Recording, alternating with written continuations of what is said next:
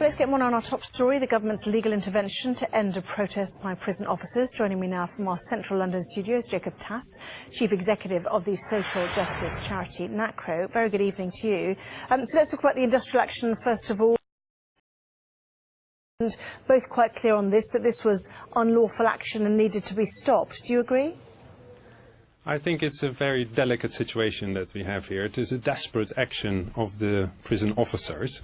Interestingly, I think in this case the government agrees very much, and Liz Truss also today admitted there is a big problem in our prison service at the moment. And she has promised to get a lot more prison officers also join the service.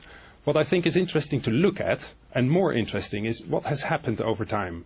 We have seen an increase in people being sent to prison and a decrease in people looking after them in prison.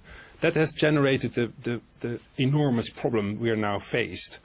But what I would like to say, where there is agreement that more prison officers are needed and the space is not safe at the moment, we should, in my view, look at how can we stem the flow of people being sent to prison, but also particularly how can we make sure that those who are in prison don't come back. And I think that's where particularly Nacro in its 50 years of existence has been focusing on. How can we help people to turn around their lives and to become law-abiding citizens again and part of their community. And I think we really at the moment fail in that respect, and we're very keen to help both government and anybody, third sector organizations, other charities, to really tackle the problem of this massive increase of people who are in prison at the moment. So just on the ratio then of prisoners to prison officers, you mentioned Liz Truss announcing this 5-year plan, £1.3 billion of investment, including 2,100 extra prison officers.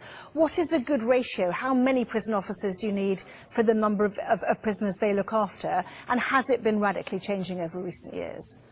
I think, like I said, the ratio has gone down, so there have been more prisoners officers, and that has put an enormous strain on the whole system. We all agree, I think, about that. Today I flew back from the Netherlands, where at the moment they have so little prisoners that there are more prison officers than prisoners, which generates a whole problem in itself. I think what the role of the prison officer should be is not only to keep the place safe and to make sure people don't escape. What they could build is relationships with the people they look after, and that will help those people to, when they are ready to reintegrate in society, to help them with having turned their lives around, rekindled relationships with their families, are finding a job, making sure they have a place to live, and all those things at the moment we're not doing enough on, and therefore in this country we have around half of the people who are in prison come back. And as you can imagine, if we could only reduce that by whatever, 10%, 20%, it would have a major impact on all the lives and prevent more victims to happen in our society. So the difficulty is that with the chronic staff shortages and what the Prison Officers Association call impoverished regimes, their words, they say that's resulted in staff no longer being safe, that prisoners effectively are taking control.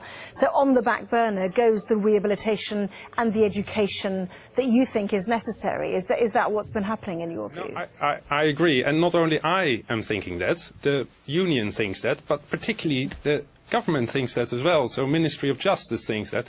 We're all focusing on the same item. I think what is at the moment under-emphasized is this focus on making sure that we stem the flow of people going to prison, and we make sure when we have a captive audience, people are in prison, they can't leave. That's the moment we should, right from the start, engage with them, work on their issues, mental health, substance misuse. So not only focus on the fact they have committed a crime, but and help these people to not commit a crime again. Well, Jacob Tass, Chief Executive of the social justice charity Nacro, thank you very much.